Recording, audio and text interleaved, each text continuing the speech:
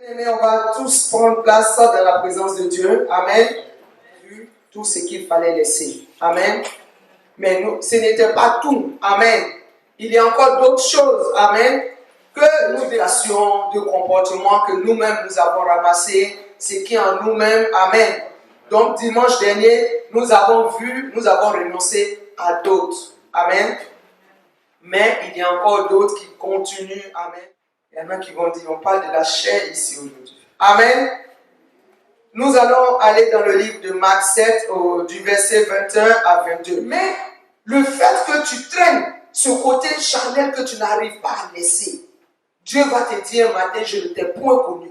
C'est pour être reconnu à notre juste valeur. Amen. Et hériter le royaume des cieux. Amen. La Bible dit, Marc 7, verset 21. Car c'est du dedans, c'est du cœur des hommes, dans tes pensées, les mauvaises pensées. Tu es à l'église, mais ta tête est ailleurs. Tu es en jeûne, là tu es là, mais ta tête, tu réfléchis à la sauce que tu vas faire le soir pour couper le jeûne, pendant qu'on est en train de parler de ailleurs. Amen. Il y en a qui sont en train de boire un coca bien glacé, en train de transpirer. Amen. Amen.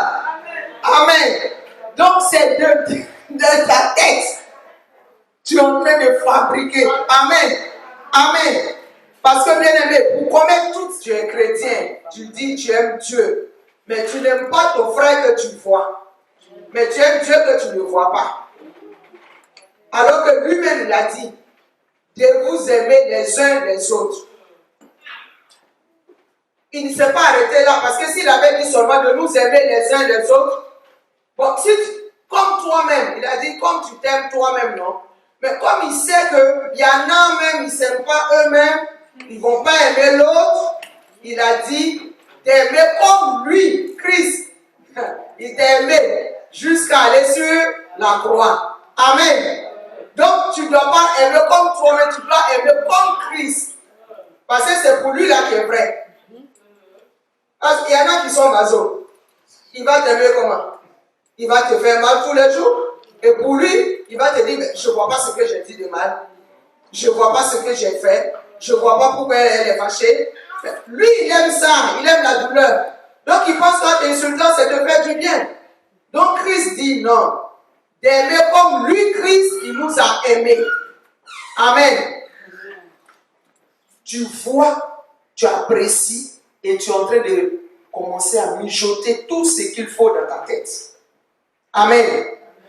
Souvent d'autres disent je suis chrétien, donc moi ça, voilà, les œuvres de la chair c'est pas pour moi. Je suis désolé, la Bible est claire là-dessus cet après-midi. La Bible dit que c'est ceux-mêmes qui sont dedans. Amen.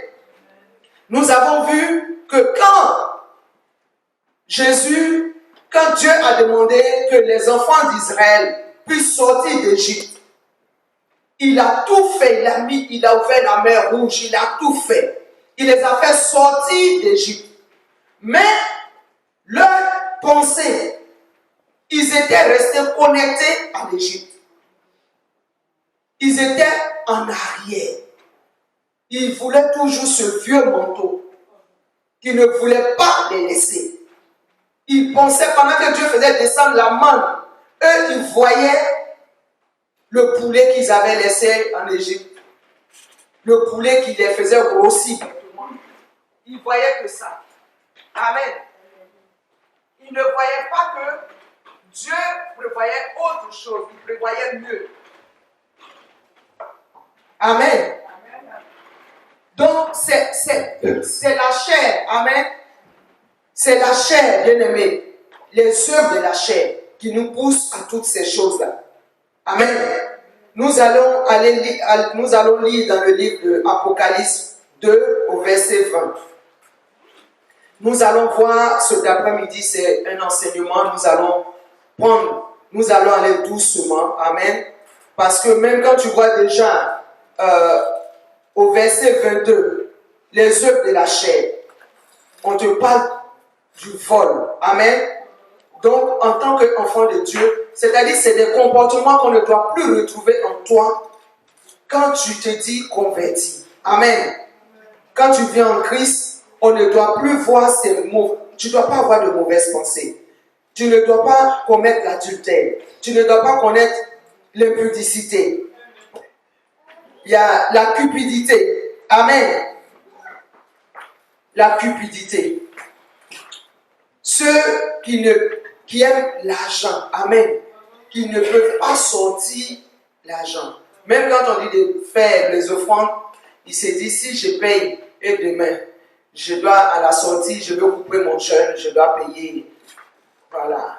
Un truc pour couper mon jeûne, je dois faire ci. La Bible te demande de ne pas être cupide parce que tout appartient à Dieu.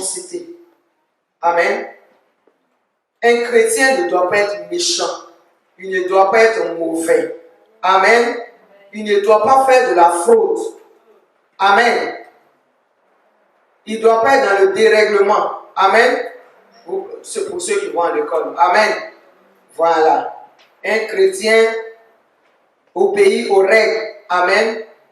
C'est pour cela que Dieu donne toutes ces choses parce qu'en tant que chrétien, tu ne dois plus vivre comme tu veux.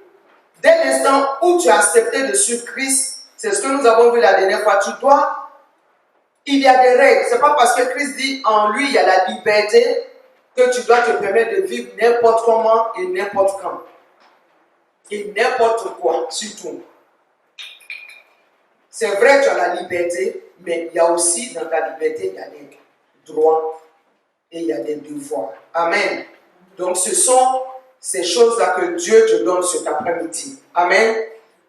Bien aimé, c'est des comportements que nous retrouvons souvent à l'église. Amen.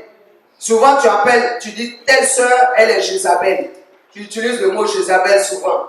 Donc voilà les caractéristiques de la Jézabel. Amen. Amen. C'est un sale comportement. Elle divise. Elle est dans la jalousie. Elle est dans la calomnie. Elle est dans l'impudicité. C'est l'envoyé même de la sirène au milieu des enfants de Dieu. Et on trouve souvent tout ça dans l'église.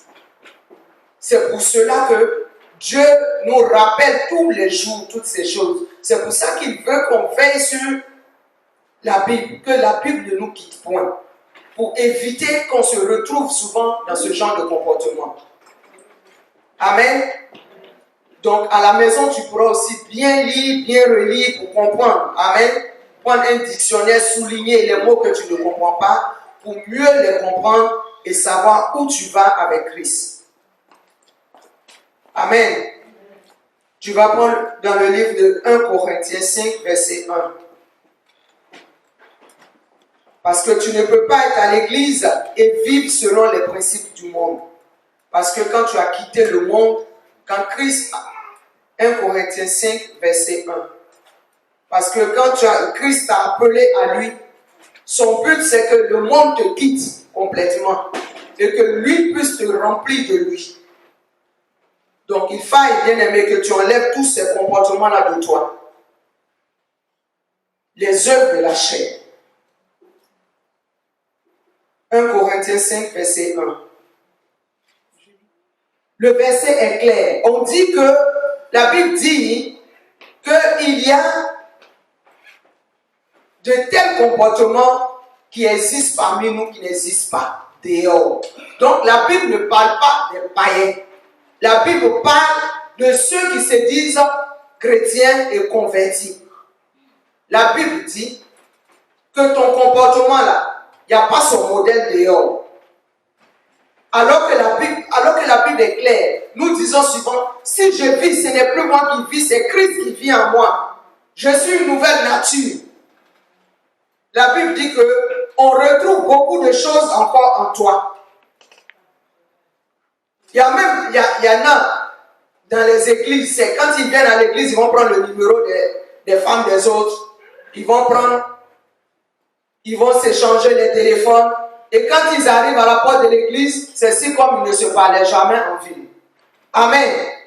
Et la Bible dit, Dieu il voit tout ça. C'est pour dire qu'il n'y a rien de nouveau sous le soleil. Ça est écrit dans la Bible avant que tu naisses. Amen. Donc, Dieu dit que c'est parmi nous, nous qui nous disons convertis. Il y en a quand ils sont en train de parler à leurs amis, Tu as l'impression que l'ange va descendre. Amen. Et Dieu dit qu'on a toutes ces choses-là parmi nous. On vit dans la chair. On vient à l'église, on saute, on danse, mais nous sommes encore dans la chair.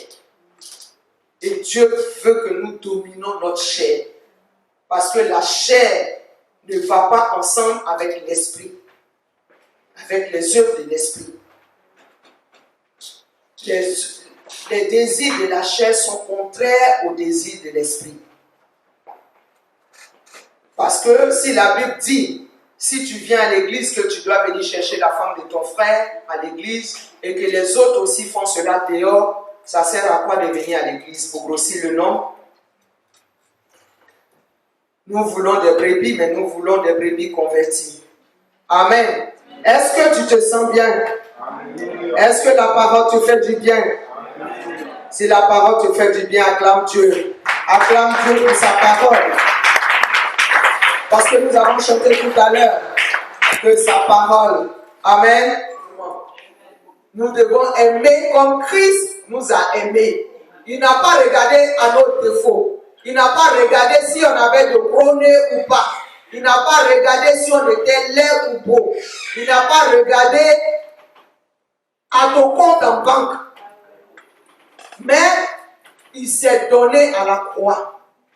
Malgré le coup, il s'est tué comme un agneau, par amour. Amen.